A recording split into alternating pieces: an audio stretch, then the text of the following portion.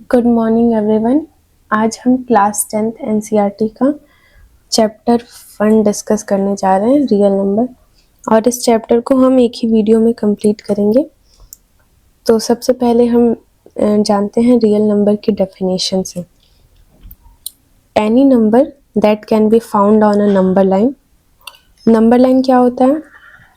Number line जिसपे सबसे पहले तो बीच में यहाँ पे 0 होता है और इस तरफ पॉजिटिव नंबर्स दिखाते हैं और इस तरफ निगेटिव नंबर, जैसे 1, 2, 3 और -1, -2। ऐसा नहीं है कि रियल लाइन पे सिर्फ इंटीजर्स आते हैं। इस पे हम हर तरीके के नंबर्स को दिखाते हैं। तो number line encompassing all rational numbers like fractions, integers, terminating or repeating decimals and irrational numbers। तो रियल नंबर्स वो नंबर्स होते हैं जो नंबर लाइंस पे दिखाए जाते हैं, जिसके अंदर रैशनल नंबर्स, इरेशनल नंबर्स सब कुछ आते हैं। तो आइए एक चार्ट से इसे समझने की कोशिश करते हैं। सबसे पहले रियल नंबर। रियल नंबर को यहाँ हम दो पार्ट में डिवाइड करके समझते हैं। एक तो है रैशनल नंबर और एक इरेशनल नंबर। रैशनल नंबर क्या होता है? रैशनल नंबर ऐसे नंबर्स जिनको हम p/q के फॉर्म में लिखते हैं और q हमारा नॉन ज़ीरो होता है और p और q का GCD 1 होता है। GCD या फिर HCF, जो कि चैप्टर में आगे आपको पढ़ना ही है। इरेशनल नंबर के बारे में आपने पहले भी पढ़ा होगा। तो ऐसे नंबर जिनको हम p/q के फॉर्म में नहीं लिख सकते, it can't be represent in the form of p/q, जैसे कि √2, √3, पाई, e एटसेट्रा। ऐसे नंबर्स जिनको हम p/q के फॉर्म में नहीं दिखा सकते। अब रैशनल नंबर्स को भी आगे फर्दर डिवाइड करते हैं फ्रैक्शंस और इंटीजर्स। फ्रैक्शंस में जिसमें सिर्फ फ्रैक्शंस जैसे नंबर्स हैं, जैसे 1/2, 2/3, 4/5 and so on. Integers -2, -1, 0, 1, 2 and so on. Integers को भी फर्दर दो पार्ट में डिवाइड करते हैं। एक निगेटिव इंटीजर्स जैसे -1, 0, 1। नेचुरल नंबर्स नहीं, सिर्फ निगेटिव नंबर्स। और नेचुरल नंबर्स वो नंबर्स होते हैं जो 1 से स्टार्ट होते हैं। नेचुरल नंबर वो नंबर होते हैं जो हम काउंटिंग के लिए यूज़ करते हैं, जैसे 1, 2, 3, 4 एंड सो ऑन। इस चैप्टर का पहला टॉपिक है यूक्लिड्स डिवीजन एल्गोरिथम। तो ये एल्गोरिथम क्या कहता है? बेसिकली ये एल्गोरिथम डिविजिबिलिटी ऑफ इंटीजर पे बात करता है। तो पहले इसका स्टेटमेंट एक बार देख लीजिए। It says any positive integer a can be divided by another positive integer b in such a way that it leaves a remainder r that is smaller than b। मतलब ये स्टेटमेंट एज इट इज आपकी book से ही ली गई है, जो आपको अपने chapter के फर्स्ट पेज पे ही मिल जाएगा। It says any positive integer a, जैसे कोई भी पॉजिटिव इंटीजर a हम ले रहे हैं जो कि डिवाइडेड बाय किसी और पॉजिटिव इंटीजर b से डिवाइड हो रहा है। फॉर एग्जाम्पल a को ले लीजिए 6, और अगर ये किसी पॉजिटिव इंटीजर से डिवाइड हो रहा है तो इसको आप 2 भी ले सकते हैं, 3 भी ले सकते हैं। जैसे मान लीजिए 2 ले लीजिए।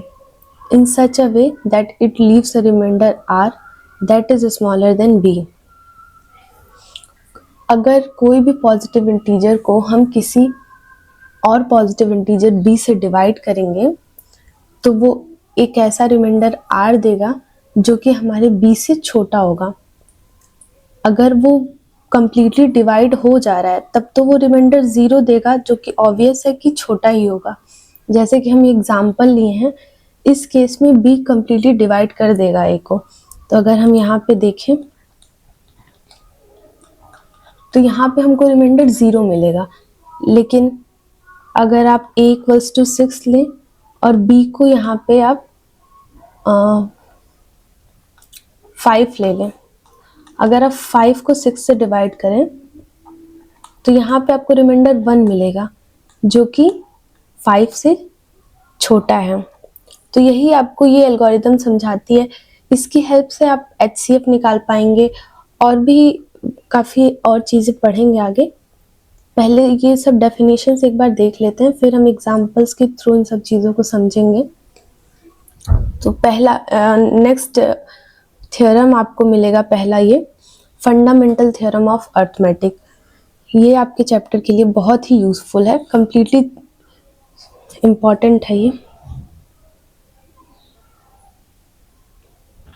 तो ये थ्योरम बात करता है कंपोजिट नंबर पे। इसकी स्टेटमेंट एक बार देखते हैं। Every composite number can be expressed as a product of primes and this factorisation is unique apart from the order in which the prime factors occur. मतलब कोई भी अगर कंपोजिट नंबर हम ले रहे हैं, कंपोजिट नंबर क्या होता है, एक तो नंबर होता है प्राइम नंबर और दूसरा कंपोजिट। प्राइम नंबर वो नंबर जो 1 और खुद से डिवाइड हो, और कंपोजिट नंबर जिनके पास 1 और अपने आप को छोड़ के और भी फैक्टर्स एग्जिस्ट करते हो, उन नंबर्स को हम कंपोजिट नंबर कहते हैं। तो कंपोजिट नंबर्स को हम प्रोडक्ट ऑफ प्राइम्स के फॉर्म में लिख सकते हैं। जैसे कि कंपोजिट नंबर लाइक आप ले लो 4, तो 4 को आप प्रोडक्ट ऑफ प्राइम्स के फॉर्म में लिख सकते हो। मान लीजिए आप इसको 2 क्रॉस 2 के फॉर्म में लिख दिया। आगे ये कहता है कि and this factorisation is unique, मतलब कि आप जिस फैक्टर्स के फॉर्म में उसको लिखोगे तो ऐसा नहीं है कि एक से ज़्यादा प्राइम्स मिल जाएंगे जिनके प्रोडक्ट के फॉर्म में सेम ही नंबर को लिखा जा रहा हो, नहीं, कोई यूनिक प्राइम ही मिलेगा, यूनिक फैक्टराइजेशन ही एग्जिस्ट करेगा किसी भी एक नंबर के लिए, apart from the order in which the prime factors occur. अगर आप अगर आप 6 ले रहे हो, आप 2 क्रॉस 3 के फॉर्म में लिख रहे हो, यहाँ 2 और 3 दोनों प्राइम्स हैं और ये रिप्रेजेंटेशन जो है ये यूनिक होगा। कोई और ऐसा 2 प्राइम नहीं मिलेगा जिसके फॉर्म में 6 लिखा जाए। अगर आप ऐसे लिख रहे हो 3 क्रॉस 2, तो देखिए यहाँ पे लिखा है कि apart from the order in which the prime factors occur. आपको ऑर्डर चेंज करने करके आप ये नहीं कह सकते कि इसका एक से ज़्यादा फैक्टराइजेशन यूनिक हो रहा है, एग्जिस्ट कर रहा है। आप ऑर्डर चेंज करने से यहाँ पे कोई फर्क नहीं पड़ेगा। आगे देखते हैं। The prime factorisation of a natural number is unique except for the order of its factor. मतलब प्राइम फैक्टराइजेशन कोई भी नेचुरल नंबर का ले रहे हैं हम तो वो यूनिक ही होगा और उसके फैक्टर्स का ऑर्डर चेंज करने को हम कंसीडर नहीं करते हैं। चलिए हम पहला एग्जाम्पल देखते हैं। एग्जाम्पल में हमको क्या पूछा है, कंसीडर द नंबर्स 4 की पावर n। यहाँ आपको 4 की power n kind of number दिए गए हैं और आपसे ये पूछ रहा है कि क्या कोई ऐसी वैल्यू n की मिलेगी जिसके लिए 4 की पावर n किसी ऐसे नंबर के बराबर हो जाए जिसका लास्ट डिजिट जो हो वो 0 हो। मतलब 4 की पावर n को क्या कोई ऐसे किसी एक ऐसे n के लिए उसको हम ऐसा लिख सकते हैं क्या जिसका लास्ट डिजिट 0 आ रहा हो। तो अगर मान लीजिए ये किसी ऐसे एक नंबर के बराबर हो गया जिसका लास्ट डिजिट 0 है, तो ये तो श्योर है कि ये जो नंबर है ये 10 को डिवाइड कर रहा होगा। क्यों कर रहा होगा, क्योंकि अगर किसी भी नंबर का लास्ट डिजिट 10 लेंगे, जैसे 100, 1000, 12, 0 या फिर कुछ भी आप ले लो 980, ये 10 को डिवाइड तो करता ही करता है। और हमें पता है कि 10 जो है वो 2 into 5 दो प्राइम नंबर के फॉर्म में लिखा जा सकता है जो कि 2 और 5 होगा। और यहाँ पे अगर हम 4 को देखें तो 4 जो है वो 2 क्रॉस 2 के फॉर्म में हम लिख सकते हैं। अगर हम इसका 2 की पावर 2 n, इसका अगर हम देखें जैसे कि इसको हम लिख सकते हैं ना 2 की पावर 2, तो यहाँ पे हमको अगर ये देखना है कि 2 की पावर 2n का प्राइम फैक्टर, क्या कोई ऐसा नंबर हो सकता है जिसका लास्ट डिजिट 0 हो? तो यहाँ पे अगर 5 भी होता, 5 भी अगर मल्टीप्लिकेशन में होता तब हम ऐसा कह सकते हैं, लेकिन ये जो है, ये जो नंबर है, ये सिर्फ एक ऐसे प्राइम की पावर में है जो कि सिर्फ और सिर्फ 2 है, और 2 का कुछ भी अगर आप पावर कर लो, जैसे 2, 4, 8, 12, आप कुछ भी पावर कर लो, ये कभी ऐसा कोई नंबर नहीं देगा जिसका लास्ट डिजिट 0 आ रहा हो। तो यहाँ से हमको ये समझ आ रहा है कि 4 की पावर n के लिए कोई भी ऐसा n नहीं मिलेगा जिसका लास्ट डिजिट 0 आ रहा हो। तो इसको हम कैसे लिख सकते हैं, आइए देखते हैं। लेट अस कंसीडर 4 की power n equals to 2 into 2 की power n, which is equal to 2 की power 2n, and we know that if any number ends with a digit 0, it must be divided by 10.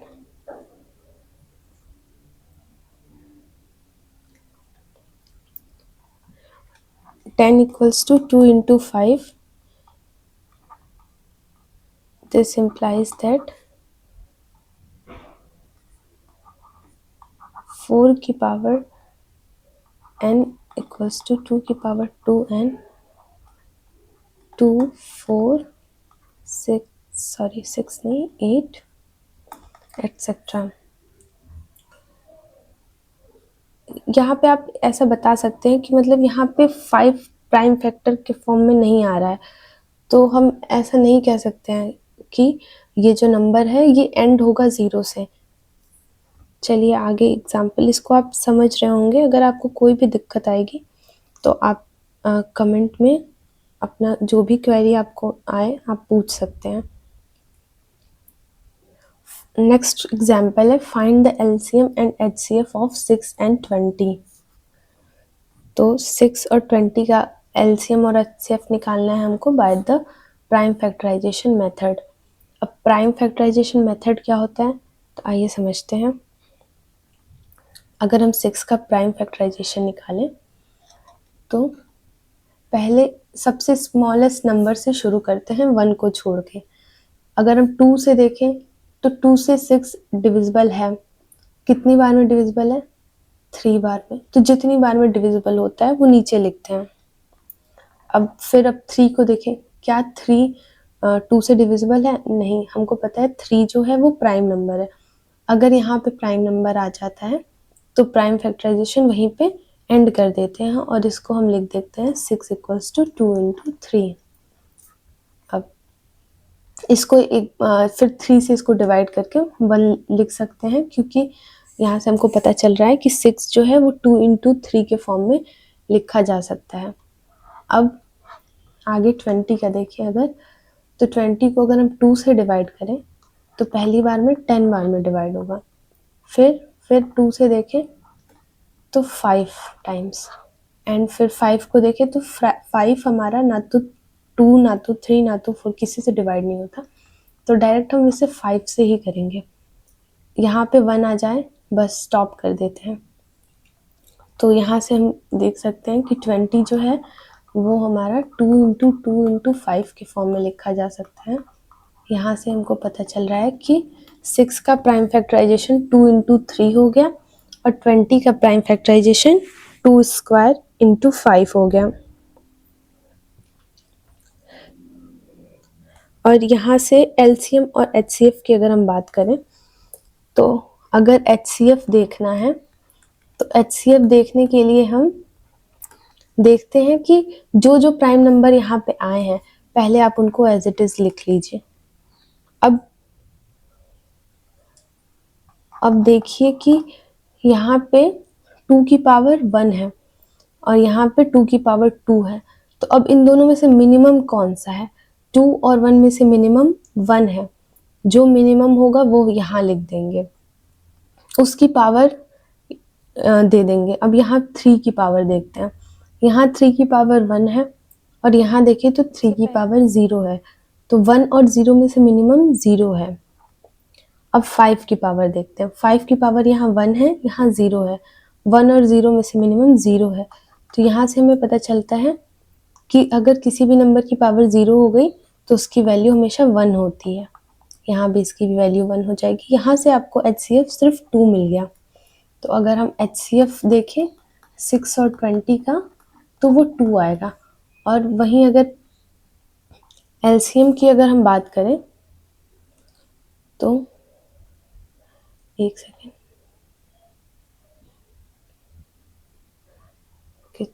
LCM देखने के लिए अगर आपको LCM देखना है 6 और 20 का तो आपको यहाँ पे मिनिमम नहीं मैक्सिमम पावर देखनी होगी।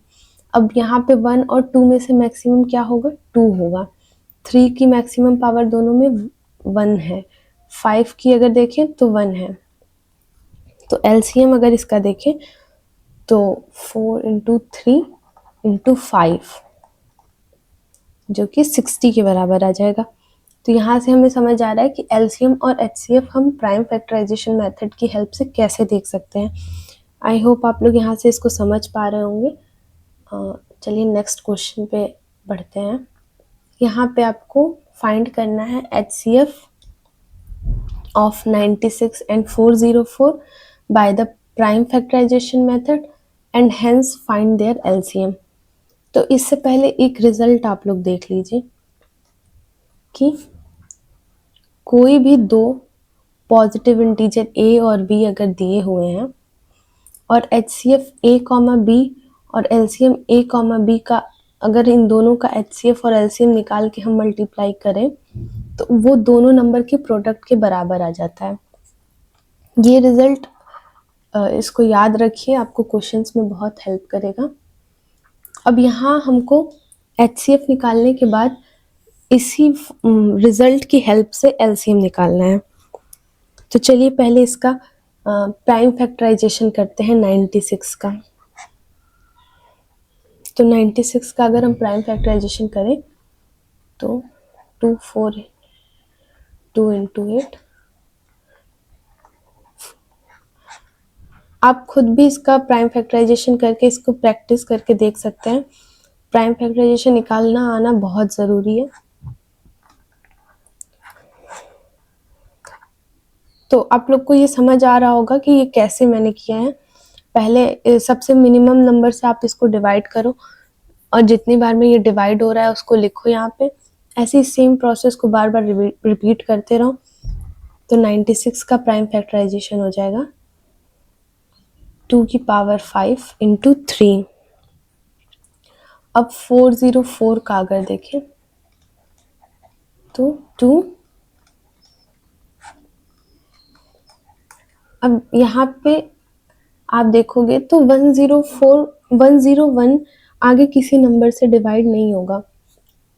तो यहाँ से हमको 404 का जो प्राइम फैक्टराइजेशन है वो यहाँ से 2 स्क्वायर इंटू 101 मिल जाएगा। 101 आगे कोई भी नंबर से डिवाइड नहीं होगा, ये खुद ही एक प्राइम नंबर है। तो यहाँ से अगर हम HCF निकालें तो HCF यहाँ से क्या होगा? पहले हम 2 की पावर देखेंगे मिनिमम। मिनिमम हमको यहाँ से दिख रहा है कि 2 की पावर मिनिमम 2 है। यहाँ पे 5 है और यहाँ पे 2, तो मिनिमम 2 ही है। 3 यहाँ है नहीं, 101 यहाँ नहीं है, तो बस यही लेंगे। इसका HCF हो जाएगा 4। अब हमको निकालना है LCM। LCM किसकी हेल्प से निकालना है? इस रिजल्ट की हेल्प से। तो देखिए कैसे LCM निकालेंगे। अगर LCM निकालना है 96 इंटू, तो यहाँ पे 96 इंटू 404 और यहाँ से HCF इस डिनोमिनेटर में जाएगा A इंटू बी के। तो यहाँ पे HCF हमारा 4 आया था। 4 को यहाँ पे लिखेंगे अगर यहाँ से इससे डिवाइड करें, ओके, अब 24 इंटू 404 को अगर मल्टीप्लाई करेंगे तो आंसर हमारा 9696 आएगा। तो यहाँ से इस रिजल्ट की हेल्प से आपने एलसीएम फाइंड आउट कर लिया। अब आगे बढ़ते हैं नेक्स्ट एग्जाम्पल की तरफ।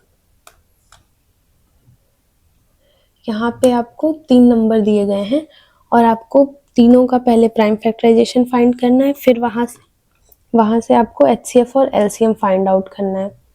तो 6 का आपने अभी देखा था, 6 का प्राइम फैक्टराइजेशन 2 इंटू 3 ही होता है।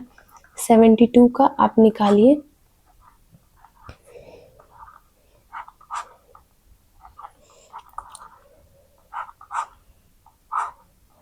ओके, 2933। तो यहाँ से आपको 72 का प्राइम फैक्टराइजेशन मिल गया, 2 की पावर 3 इंटू 3 की पावर 2। और आप 120 का भी ऐसे ही निकाल सकते हैं,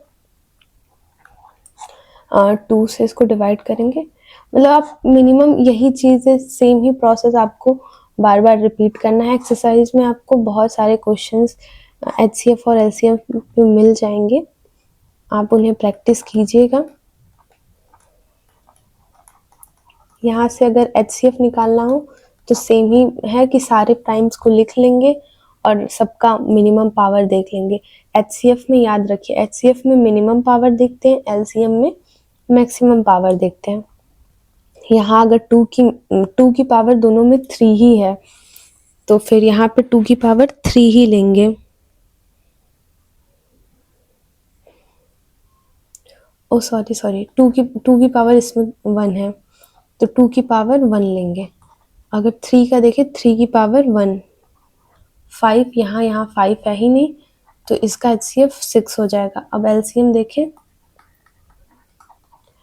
एलसीएम देखेंगे, अगर 2 का मैक्सिमम पावर, एलसीएम में मैक्सिमम पावर देखते हैं तो 2 की पावर 3 लेंगे। 3 का अगर मैक्सिमम देखें तो इसमें है 3 की पावर 2, 5 का तो 5 ही आ जाएगा। अब इसको मल्टीप्लाई करेंगे तो हमको एलसीएम मिल जाएगा, जो कि आंसर आएगा यहाँ पे 360। आप इसको कैलकुलेट कर लीजिएगा। अब आगे नेक्स्ट बढ़ते हैं एग्जाम्पल की क्वेश्चंस की तरफ। तो आप अगर एग्जाम्पल्स में देखेंगे तो आपको ऐसे ही क्वेश्चंस मिलेंगे। तो अगर आप एक्सरसाइज के क्वेश्चंस को एक बार देखें, आपको जो कुछ भी मैं एक्स्ट्रा पेन से लिख रही हूँ उसको आप नोट कर लीजिएगा। अगर मैं इसका पीडीएफ आपको दूंगी तो आपको वही चीज़ें मिलेंगी जो इसमें पहले से लिखी हुई हैं। जो मैं अलग से इस पर लिख रही हूँ वो चीज़ें आपको नहीं मिलेंगी। तो इसीलिए आप जो भी मैं एक्स्ट्रा लिख रही हूँ उसको आप लोग नोट करते रहें। अब पहला क्वेश्चन आप देख सकते हैं, express each number as a product of its prime factor. आपको इन सारे क्वेश्चंस में कुछ नहीं करना है, बस प्राइम फैक्टराइजेशन से इसको, बस प्राइम फैक्टर्स इसके लिखने हैं। जैसे मैं एक करके आपको दिखा देती हूँ। अगर आप इसका निकालें तो 70 और 2 3 5 5 7 7। तो अगर आप पहले का प्राइम फैक्टर देखें, आप समझ चुके होंगे कि हम कैसे प्राइम फैक्टर निकाल रहे हैं। तो यहाँ पे अगर आप पहले का प्राइम फैक्टर देखोगे तो आपको, एक सेकेंड, तो यहाँ पे अब पहले क्वेश्चंस में आपको सेम ही जैसे ऊपर मैंने प्राइम फैक्टर्स निकाले हैं वैसे ही आपको यहाँ भी निकालना है। तो आप, मैंने 140 का मैं यहाँ पे आपको एक बार फिर से करके दिखा देती हूँ। 270, फिर 2 से इसको डिवाइड करेंगे तो 35 आ जाएगा। फिर अगर इसको 3 से देखोगे आप तो ये 3 से डिवाइड नहीं होता, इसलिए हम 4 से भी नहीं होगा तो हम डायरेक्ट 5 से करेंगे। फिर यहाँ पे 7 मिल गया, तो 7 एक प्राइम नंबर है जो कि सिर्फ अपने आप से डिवाइड होता है। तो यहाँ पे 140 का प्राइम फैक्टर आपको मिल जाएगा 2 स्क्वायर इंटू 5 इंटू 7। ऐसे ही अगर आप सेकंड 156 का देखो तो आप 156 का इजीली निकाल सकते हो। मैं 5005 का निकाल के आपको दिखा देती हूँ।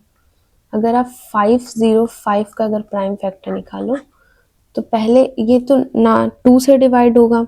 अगर आप इसे 2 से डिवाइड करने की कोशिश करो तो ये नहीं होगा, क्योंकि यहाँ पे एंड में 5 आ रहा है, तो यहाँ से हमको पता चल रहा है कि हम इसे 5 से डिवाइड करेंगे तो ये हो जाएगा 101।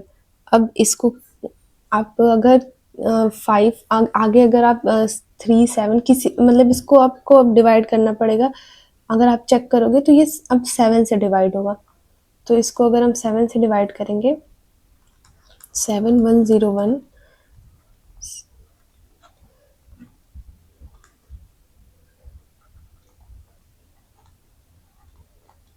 143।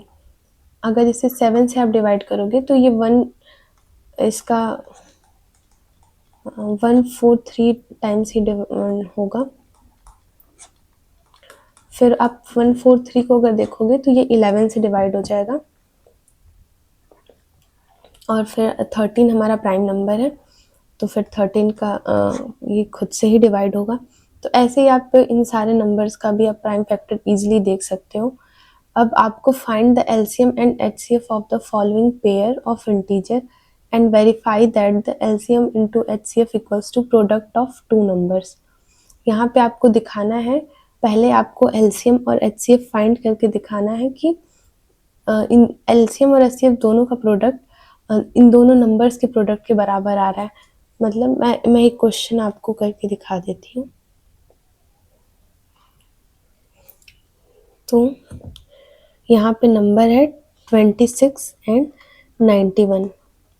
पहला क्वेश्चन मैं आपको दिखा देती हूँ। अगर आप 26, अब मैं बार बार आपको सेम ही प्रोसेस से ऐसे बना के नहीं दिखाऊंगी, मैं डायरेक्ट लिख देती हूँ कि इसका प्राइम फैक्टर आप करोगे तो 2 इंटू 13 आएगा, और ऐसे ही 91 का अगर आप करोगे तो 7 इंटू 13 आएगा। अब यहाँ से अगर आप एलसीएम देखो तो एलसीएम यहाँ से 2 की मैक्सिमम पावर जैसे हम पहले देख रहे थे वही सेम ही तरीके से हम देखेंगे, और यहाँ पे आपको 2 इंटू 7 इंटू 13 मिल जाएगा। अगर आप तीनों को मल्टीप्लाई करके देखो तो 182 आपका आंसर आएगा। आप ये सब कैलकुलेट करके बहुत आराम से आप ट्राई करके देख सकते हो, क्वेश्चंस काफ़ी इजी हैं। अब अगर एचसीएफ आप देखोगे तो यहाँ 2 यहाँ सिर्फ प्रेजेंट है, जैसे पहले क्वेश्चंस में करते आ रहे हैं सेम ही प्रोसेस करना है, कुछ अलग नहीं करना है। एचसीएफ हमारा यहाँ से 13 आ जाएगा। अब हमको वेरीफाई करना है, वेरीफाई करने के लिए हम क्या करेंगे, एलसीएम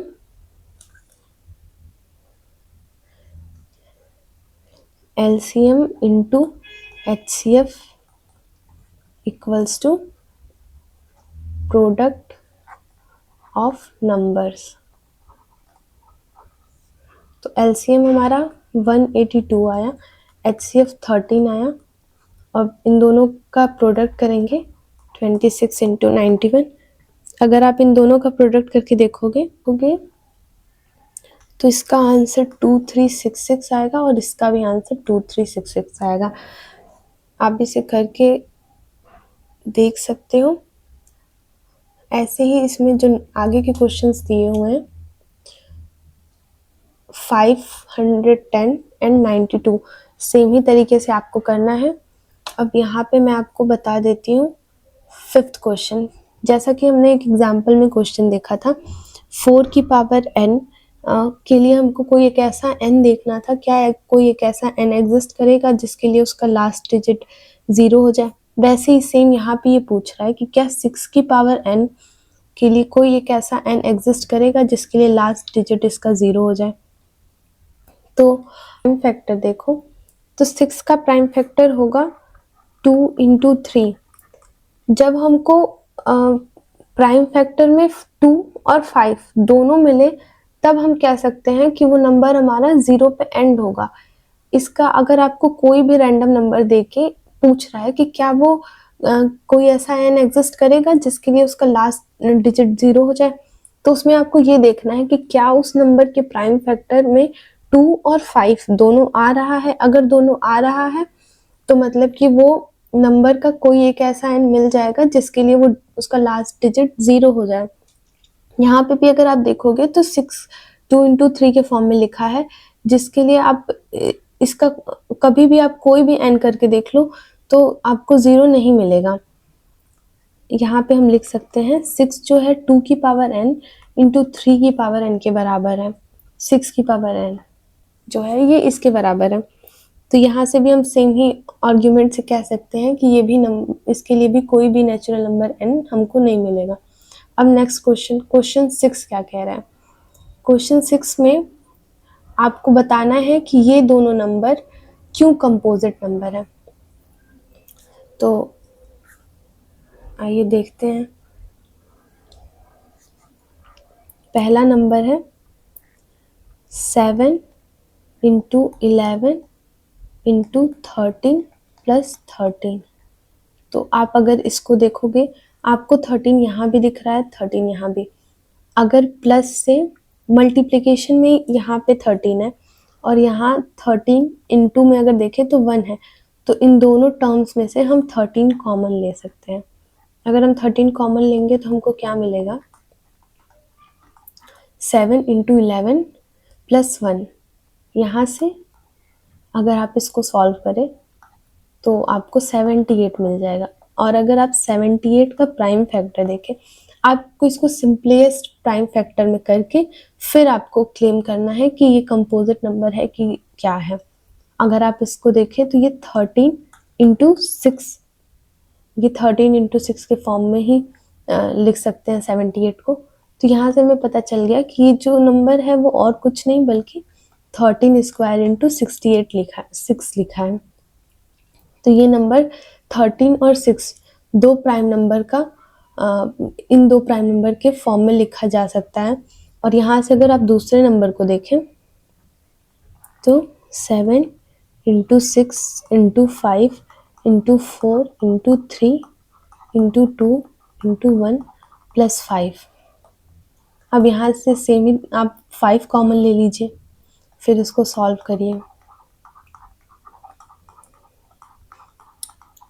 तो आप जब इसको सॉल्व करेंगे तो यहाँ से आपको 7 इंटू, तो इसको आप जब सॉल्व करेंगे तो आपको 1008 प्लस 1 मिल जाएगा। आप इसे सॉल्व करके चेक कर सकते हैं। तो ये जो है ये इसको आप आगे सॉल्व करेंगे तो 5 इंटू 1009 के फॉर्म में लिख सकते हैं। हम 1009 को आगे और फैक्टराइज नहीं कर सकते। तो यहाँ से हमें ये पता चल गया कि ये दोनों नंबर किसी दो प्राइम फैक्टर के फॉर्म में, दो प्राइम्स के फैक्टर के फॉर्म में हम लिख सकते हैं। और पहले नंबर के लिए वो 13 इंटू 6 हो गया और दूसरे के लिए 5 इंटू 1009। तो यहाँ से हम ये क्लेम कर सकते हैं कि ये दोनों नंबर हमारा कंपोजिट नंबर है। अब अपने हम लास्ट क्वेश्चन की तरफ बढ़ते हैं। There is a circular path around a sports field. Sonia takes 18 minutes to drive one round of the field while Ravi takes 12 minutes for the same. एक स्पोर्ट्स फील्ड है, सर्कुलर स्पोर्ट्स फील्ड है, उसके around एक round complete करने में सोनिया को 18 minute लग रहे हैं, वहीं रवि को उस सेम राउंड कंप्लीट करने में 12 मिनट लग रहे हैं। अगर मान लीजिए दोनों एक ही पॉइंट पे एक ही समय पे और एक ही डायरेक्शन में स्टार्ट कर रहे हैं तो उन दोनों को दोबारा मिलने में कितना टाइम लगेगा। मान लीजिए सोनिया को ज़्यादा टाइम लग रहा है एक राउंड कंप्लीट करने में और रवि को कम लग रहा है, तो रवि वहाँ पहले पहुँच जाएगा। तो हमको ये बताना है कि दोनों दोबारा मिलेंगे कब।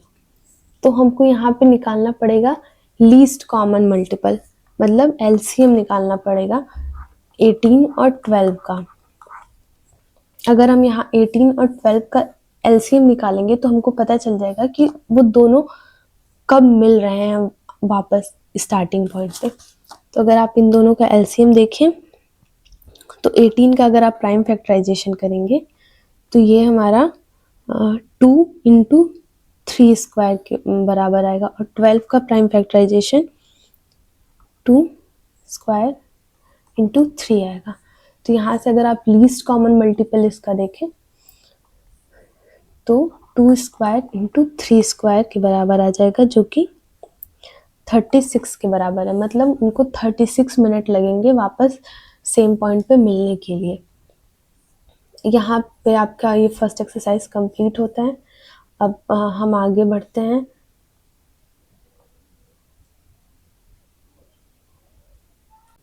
तो आगे बढ़ते हैं, यहाँ पे आपको सबसे पहला थ्योरम जो मिलेगा वो है कि अगर p कोई प्राइम नंबर है और p a स्क्वायर को डिवाइड कर रहा है, तो हमें ये दिखाना है कि p a को भी डिवाइड करेगा।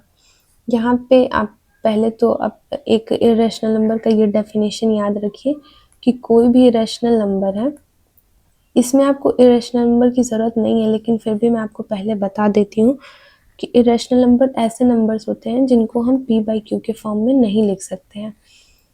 तो इस रिजल्ट को याद रखिए, क्योंकि आगे के थ्योरम्स आप इसी की हेल्प से प्रूव करेंगे। तो पहले इस थ्योरम को देखते हैं। अगर ए यहाँ पे हमको a कोई नंबर दिया है, तो मान लीजिए a अगर कोई भी नंबर है, तो इसका कुछ ना कुछ तो प्राइम फैक्टराइजेशन एग्जिस्ट करता होगा। तो मान लीजिए कि p1 p2 p3 इसके प्राइम फैक्टराइजेशन हैं, a का ये प्राइम फैक्टराइजेशन ऐसा कुछ एग्जिस्ट कर रहा है। तो हम यहाँ से अगर देखें, अगर a स्क्वायर का हम प्राइम फैक्टराइजेशन देखें तो हो जाएगा p1 p2 p3 dot dot dot pn into p1 p2 dot dot dot pn। a square का ये प्राइम फैक्टराइजेशन होगा। अब हमें पता है, जैसा कि अभी हमने थ्योरम में देखा कि p जो है वो a स्क्वायर को डिवाइड कर रहा है, और a स्क्वायर का ये प्राइम फैक्टराइजेशन हमने एज्यूम किया है। तो जो p होगा वो या तो इन्हीं सब नंबर्स में से कुछ एक होगा, क्योंकि अगर ये p अगर इसको डिवाइड कर रहा है और p खुद में अगर एक प्राइम नंबर है, तो उसके प्राइम फैक्टराइजेशन में वो एग्जिस्ट तो करेगा ही। तो अगर इन्हीं सब में से कोई एक p होगा, तो यहाँ से हमको तो ये समझ में आ रहा है कि अगर मान लीजिए p1 के बराबर में हो गया, तो भी वो a के प्राइम फैक्टराइजेशन में आएगा, या तो p2 के बराबर हो गया तब भी वो आएगा। मतलब प्राइम ये जो p हमारा है, अगर p1 p2 pn किसी के भी बराबर आ गया तो वो हमारा a में आ ही जाएगा। तो वहाँ से हमें ये समझ आता है कि हमारा जो a है वो भी हमारा a को भी p डिवाइड करेगा। कैसे करेगा? मान लीजिए हमारा p जो है वो p1 p2 pn किसी एक के बराबर आ गया, तो हम a स्क्वायर को p इंटू जो हमारे बाकी प्राइम बच जाएंगे उसके फॉर्म में लिख देंगे। अब हमें पता है कि ये सारे प्राइम्स a स्क्वायर को डिवाइड कर रहे हैं, और a जो है a स्क्वायर जो है वो इसी a के प्राइम फैक्टर के मल्टीप्लिकेशन के फॉर्म में लिखा गया था। तो यहाँ से हमें ये समझ में आया कि ये p जो है ये कहीं ना कहीं a के भी तो प्राइम फैक्टर में आ रहा होगा, क्योंकि किसी प्राइम नंबर ऐसा तो है नहीं कि अगर a स्क्वायर को कोई प्राइम डिवाइड कर रहा है तो उसके प्राइम फैक्टराइजेशन में आए ही ना। हमने उसका प्राइम फैक्टराइजेशन ही अज्यूम किया है, तो कहीं ना कहीं वो नंबर उसमें आएगा ही आएगा। तो यहाँ से हमें ये समझ में आ रहा है कि जो p है वो a को भी डिवाइड करेगा। अब इसकी हेल्प से देखिए आगे के रिजल्ट्स प्रूव होंगे। तो आप आगे देखोगे तो आपको ये प्रूफ करने को होगा कि √2 इरेशनल नंबर है। तो कैसे प्रूफ करेंगे? सबसे पहले इसको हम कॉन्ट्राडिक्शन से प्रूफ करेंगे। कॉन्ट्राडिक्शन क्या होता है कि गलत चीज़ अगर हमको कुछ प्रूफ करना है तो उसका उल्टा हम सही मान के चलते हैं। जैसे यहाँ पे हमको प्रूफ करना है अगर कि √2 इरेशनल नंबर है, तो यहाँ पे हम पहले मान लेंगे कि √2 हमारा रैशनल नंबर है। अगर √2 रैशनल नंबर है तो हमें पता है कि कोई भी रैशनल नंबर को p बाई q के फॉर्म में लिख सकते हैं। तो कोई ना कोई ऐसा p और q एग्जिस्ट करेगा जिसके फॉर्म में √2 लिखा जाएगा। अब मान लीजिए कि जैसा कि मैंने आपको बताया था कि P और Q का GCD 1 होना चाहिए। मान लीजिए GCD 1 नहीं है, तो हम इसको सिंपलेस्ट फॉर्म में लिखेंगे और तब कहेंगे कि ये हमारा स्टैंडर्ड फॉर्म में है। अगर मान लीजिए आप √2 रैशनल नंबर है और किसी ऐसे नंबर के फॉर एग्जांपल मान लीजिए किसी 2/4 के बराबर होता नहीं है, मैं एक अजम्पशन दे रही हूँ कि मान लीजिए 2/4 के बराबर में है, तो हम इसको 1/2 लिख के फिर आगे अपने स्टेटमेंट को आगे क्लेम करेंगे, जो भी क्लेम करना होगा। तो इसीलिए आप अगर अपने बुक में देखेंगे तो पहले लिखा होगा कि मान लीजिए P और Q का जो HCF है वो नॉट इक्वल टू 1 है, तो जो भी इसका कॉमन फैक्टर आएगा उससे हम डिवाइड करके इसको इसके सिंपलेस्ट फॉर्म में लिखेंगे और फिर इसको अगर ये सिंपलेस्ट फॉर्म में आ गया तो यहाँ से ये हम कह सकते हैं कि S√2 जो है वो R के बराबर होगा। अब यहाँ से आप क्या करो, दोनों तरफ स्क्वायर कर दो। अगर आप दोनों तरफ स्क्वायर कर दोगे तो 2S² बराबर R² मिल जाएगा और यहाँ से हमें ये मिल गया कि जो 2 है 2 डिवाइड्स R²। यहाँ से ये हम कह सकते हैं ना कि अगर ये 2 × S² के फॉर्म में लिखा है तो 2 जो है वो R² को डिवाइड करेगा। अगर अभी पिछले वाले थ्योरम से अगर कोई प्राइम नंबर A² को डिवाइड कर रहा है तो वो प्राइम नंबर A को भी डिवाइड करेगा। तो यहाँ से हम ये कह सकते हैं कि 2 डिवाइड्स R। तो यहाँ से R को अगर ये डिवाइड कर रहा है तो कोई किसी एक नंबर के मल्टीप्लिकेशन के फॉर्म में हम मान लीजिए अगर R यहाँ पे लेट अस सपोज 6 है और ये 2 6 को डिवाइड कर रहा है तो एक हमको 3 मिलेगा जिसके मल्टीप्लिकेशन में हम इसको लिख देंगे और ये इसके बराबर होगा। ऐसे ही यहाँ पे हम कोई एक C अज्यूम कर लेंगे जो जिससे मल्टीप्लाई करने पे 2 पे वो R के बराबर हो जाएगा। अब यहाँ से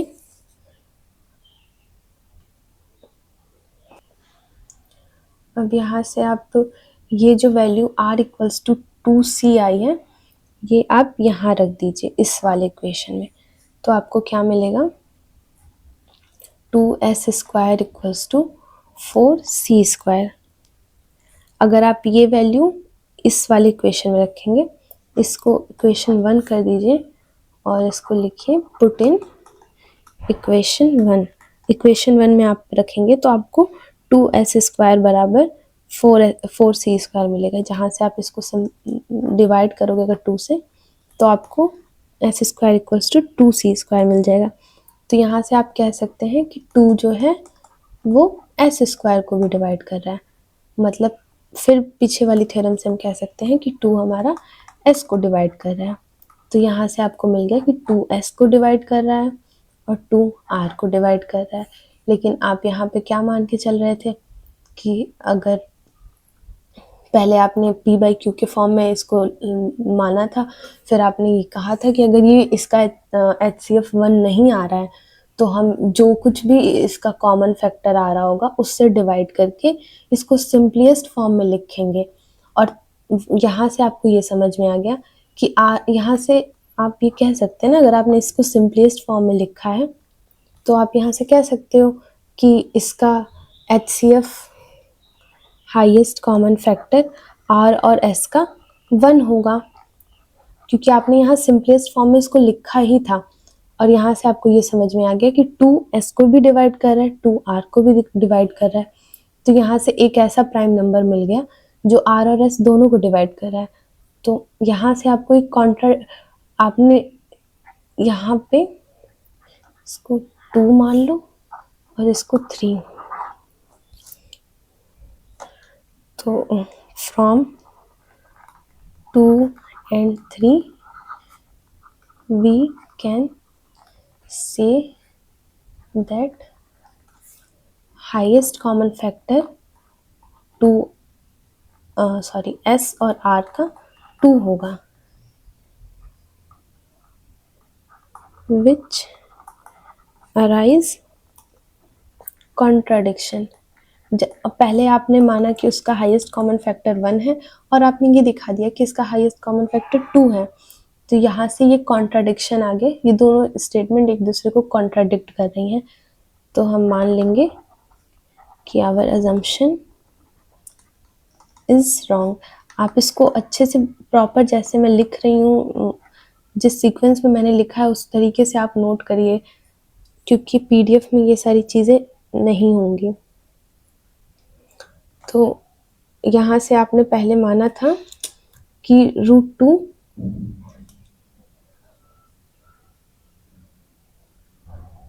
से आपने ये अज्यूम किया था कि √2 हमारा एक रैशनल नंबर है, और कॉन्ट्राडिक्शन से हमें पता चल गया कि जो भी हम ये अजम्पशन लेके चल रहे थे ये गलत हो रहा है। तो यहाँ से हम क्लेम कर सकते हैं कि our assumption is wrong, √2 is a rational number, irrational number. बस अब नेक्स्ट आगे देखते हैं, हमारे एग्जाम्पल यहाँ से स्टार्ट हो रहे हैं। तो पहला एग्जाम्पल आपको मिलेगा कि √3 इरेशनल नंबर है। तो इन द सेम वे आप इसको पहले मानोगे, let us consider √3 is rational. √3 को आप रैशनल मान के चलोगे तो √3 जो है वो किसी न किसी p/q के बराबर हो जाएगा। अगर यहाँ पे इसका हाईएस्ट कॉमन फैक्टर p/q का 1 नहीं है तो आप इसके हाईएस्ट कॉमन फैक्टर से मान लीजिए let HCF of p/q equals to c, then divide c by p and q both, we get √3 equals to r by s, where highest common factor of r and s equals to 1। तो यहाँ से हमको r और s का HCF 1 मिल जाएगा, जहाँ से आप फिर सेम ही प्रोसेस करना है आपको। फिर इसका आप स्क्वायर करोगे तो यहाँ से आप ये कह सकते हो कि 3 डिवाइड कर रहा है r स्क्वायर को, तो bye theorem 3 divides r, 3r को भी डिवाइड करेगा। अब अगर 3r को डिवाइड कर रहा है तो कोई एक देयर इज इंटीजर c, कोई ऐसा c मिलेगा जो कि हम r को हम लिख पाएंगे 3 × c। अब इसको 1 में रख दो, इस वाले वैल्यू को आप फिर 1 में रख दो, तो 3s² इक्वल्स टू 3c², जहाँ से 9c², यहाँ पे s² बराबर 3c² आ जाएगा, जहाँ से हम फिर कह सकते हैं कि 3 डिवाइड्स s², जहाँ से 3, फिर हम थ्योरम से ये कह सकते हैं कि 3s को डिवाइड कर रहा है। अब फिर सेम ही चीज़ कह सकते हैं कि 3r को भी डिवाइड कर रहा है, 3s को भी डिवाइड कर रहा है, तो हाईएस्ट कॉमन फैक्टर r और s का 3 हो जाएगा। और हम यहाँ HCF 1 मान के चले थे, जो कि अराइज कॉन्ट्राडिक्शन। फिर कॉन्ट्राडिक्शन अराइज हो रहा है तो हमारा एजम्पशन रॉन्ग हो जाएगा, जो हम मान के चल रहे थे वो गलत है। आवर एजम्पशन इज रॉन्ग, √3 क्या है, √3 इज इरेशनल।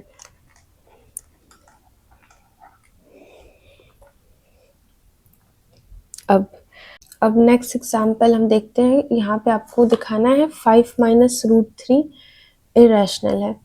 तो आप पहले आपको सारा जो भी आपको इरेशनल नंबर प्रूव करना है उसमें आपको कॉन्ट्राडिक्शन लेके ही चलना है, कि यहाँ सपोज करके चलना है कि 5 minus root three is rational. अगर 5 minus root three rational number है तो कोई ना कोई ए और B two coprime numbers are exist. दो ऐसे ए और बी नंबर एग्जिस्ट करेंगे जो कि को प्राइम हो और 5 minus root three A by B के बराबर हो। तो यहाँ से आप लिख सकते हो कि रूट थ्री बराबर 5 माइनस ए बाई बी। अब ए और बी हमारा इंटीजर है, 5 भी इंटीजर है, तो कोई भी दो इंटीजर को डिवाइड करोगे और उसमें किसी इंटीजर से सब्ट्रैक्ट करोगे तो ये रैशनल नंबर ही देगा, कोई इरेशनल नंबर नहीं दे देगा। तो यहाँ से आपको मिल रहा है कि आपका right hand side here RHS जो है वो रैशनल है और लेफ्ट हैंड साइड में अभी हमने प्रूफ किया था कि रूट थ्री इरेशनल नंबर होता है, तो लेफ्ट हैंड साइड इरेशनल है। अब रैशनल इरेशनल के बराबर तो हो नहीं जाएगा, तो यहाँ से हम फिर हम ये कह सकते हैं कि our supposition is wrong. 5 minus root three is rational, irrational. अब हम now our next example is show that 3 root two is irrational. तो let us suppose 3 root two is rational. 3 root two को रैशनल लेके चलेंगे तो फिर 3 root to के लिए कोई ऐसा दो ए और बी मिलेगा। ये हम ऐसा इसलिए लिख रहे हैं क्योंकि ये रैशनल नंबर की डेफिनेशन होती है कि कोई भी रैशनल नंबर को हम p बाई क्यू के फॉर्म में लिख सकते हैं। अब आप इसका 3 को नीचे मल्टीप्लाई कर दीजिए। यहाँ से आप देख सकते हैं कि a भी इंटीजर है, b भी इंटीजर है, 3 इंटीजर है। कोई भी दो इंटीजर को डिवाइड करोगे तो यहाँ आपको रैशनल नंबर मिलेगा। लेकिन आप लेफ्ट हैंड साइड में देख सकते हैं कि लेफ्ट हैंड साइड में आपको इरेशनल नंबर मिल रहा है, तो रैशनल कभी रैशनल के बराबर होगा नहीं, तो कॉन्ट्राडिक्शन अराइजेस। सब हमारा अजम्पशन रॉन्ग हो जाएगा। तो यहाँ से हम कह सकते हैं कि our assumption is wrong,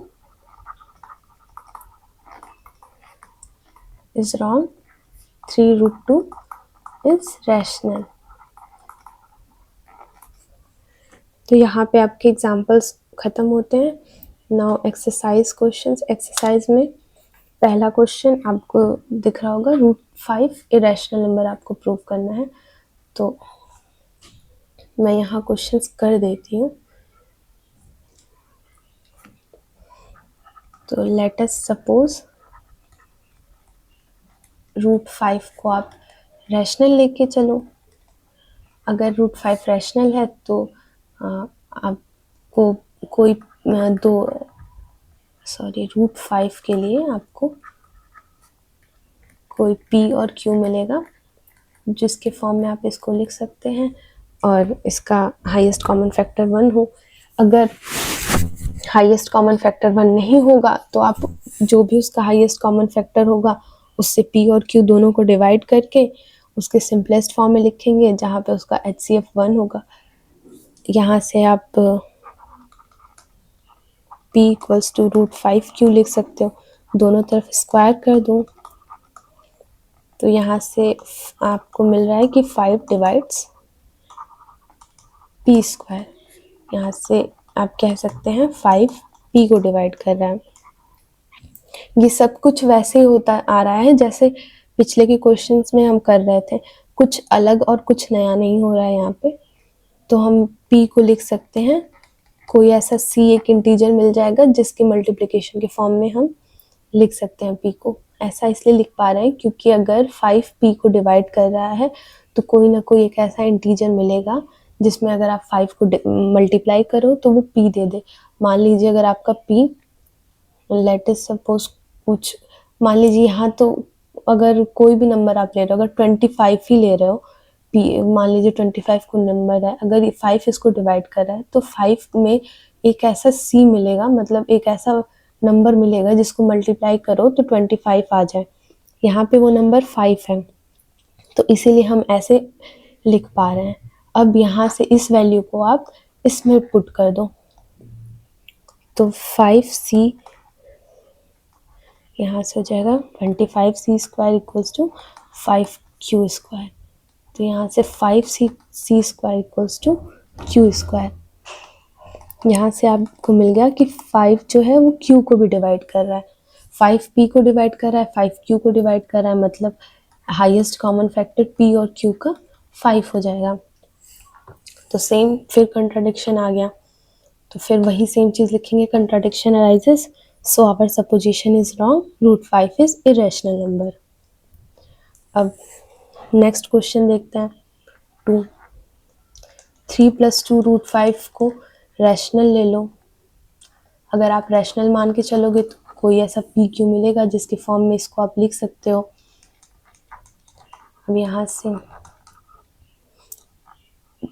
same he process bar bar repeat हो रहा है, इसलिए मैं सब सारा स्टेप बार बार नहीं लिख रही हूँ। 2 को नीचे लाके डिवाइड कर दिया है और यहाँ से आपको ये मिल गया कि p भी इंटीजर है, q भी इंटीजर है, 3 इंटीजर 2 इंटीजर, अगर इन सारे इंटीजर्स का अगर ऑपरेट करें आपस में तो ये रैशनल नंबर ही देगा। और हमको पता है, हमको यहाँ दिख रहा है कि हमारा लेफ्ट हैंड साइड इरेशनल है। अभी हमने प्रूफ किया कि रूट 5 इरेशनल है, तो रैशनल इरेशनल आपस में बराबर नहीं होंगे, तो ये भी प्रूफ हो गया कि ये हमारा इरेशनल नंबर ही होगा। अब ऐसे ही अगर 1/√2 को देखना रहे तो 1/√2 को अगर आप p/q के फॉर्म में लिखोगे, और वैसे यहाँ से आप ये भी कह सकते हो कि नहीं, आप इसको करके ही देख लीजिए। जो स्टेप आप यहाँ पीछे कर रहे थे √2 को प्रूफ करने के लिए, आप देख सकते हैं कि उससे ही मिलता जुलता स्टेप 1/√2 के लिए बनेगा, तो इसको मैं नहीं प्रूफ कर रही हूँ।